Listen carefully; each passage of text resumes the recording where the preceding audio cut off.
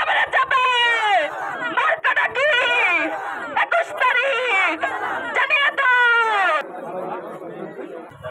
বাড়ির সবাইকে নিয়ে যাবেন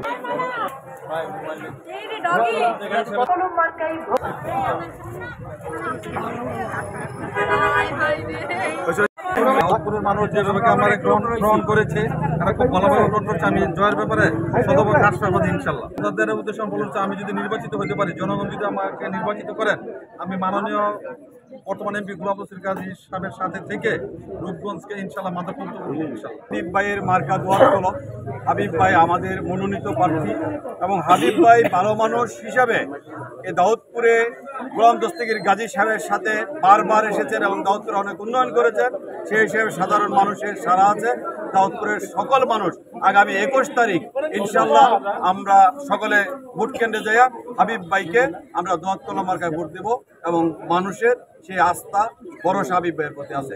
আজকে দাউদপুর ইউনিয়ন আমরা সকল থেকে স্বতঃস্ফূর্তভাবে আমরা গণসংযোগ আছি। সেই সাধারণ মানুষের আশা আকাঙ্ক্ষার প্রার্থী আমাদের হাবিব ভাই।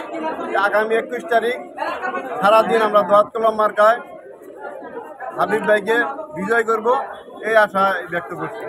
সারা পেয়েছি জাতীয় নির্বাচনে যেভাবে নৌকায় বিজয় হয়েছে ঠিক তদ্রুপ এই 21 তারিখ সারাদিন দাউদপুরের মানুষ দোয়াত কলম মার্কায় ভোট দিয়ে আবারও প্রমাণ করবে দাউদপুরবাসী গাজীকে কতটুকু ভালোবাসে। আল্লাহর রহমতে সম্মানিত ভোটারগণ দোয়াত কলম সামনে দেখে সাদরে গ্রহণ করছে এবং বলছে যে আমরা ইনশাল্লাহ ভোট কেন্দ্রে 21 তারিখে যে হাবিব ভাইকে দোয়াত কলম মার্কায় ভোট দেব।